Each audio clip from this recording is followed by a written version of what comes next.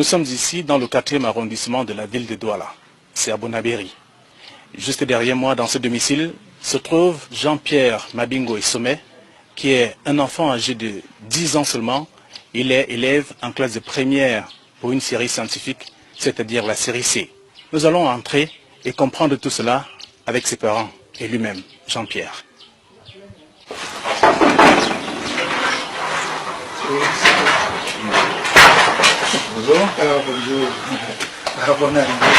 Le jeune homme qui traite l'équation de mathématiques à notre arrivée est présenté par des tiers comme un enfant surdoué.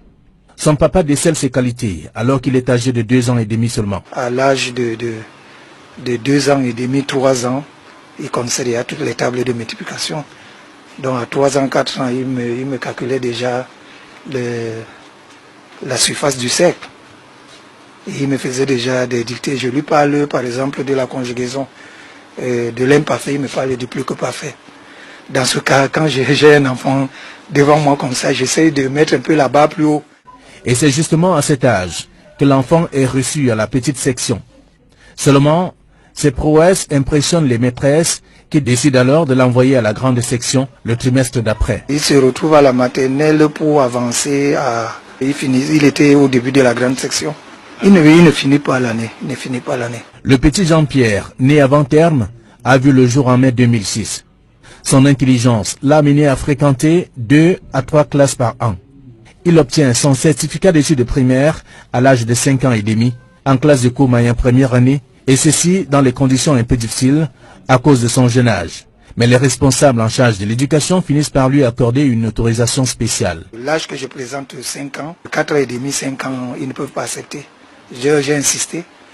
Et après un test, ils ont vu qu'ils peuvent accepter, mais avec une occupation spéciale. Durant son parcours scolaire, à la maison comme à l'école, le 3e enfant des 4 que compte la famille Mabingo a toujours impressionné son entourage et pire encore ses enseignants. On donne une épreuve, il y a une erreur dans l'épreuve. Et lui, il lève le doigt qui est, s'il vous plaît monsieur, il y a une erreur. On lui dit, mais monsieur, arrête, fais comme cela. C'est après qu'on découvre qu'il y a l'erreur. Le petit Jean-Pierre est resté constant jusqu'ici. À la maison, ses distractions sont reparties. Peu de temps pour le jeu et le reste consacré à l'étude. Je suis le plus jeune de ma classe.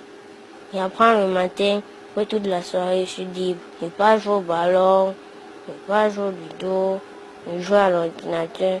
Les ordinateurs, Jean-Pierre dispose de 2. Pour avoir choisi la série C, les mathématiques restent son quotidien.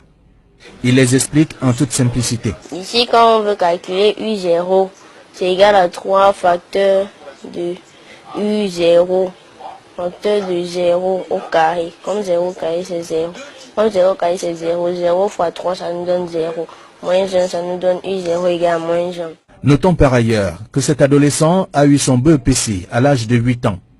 La seconde et la première C sont des classes qu'il a bravées sous le régime normal.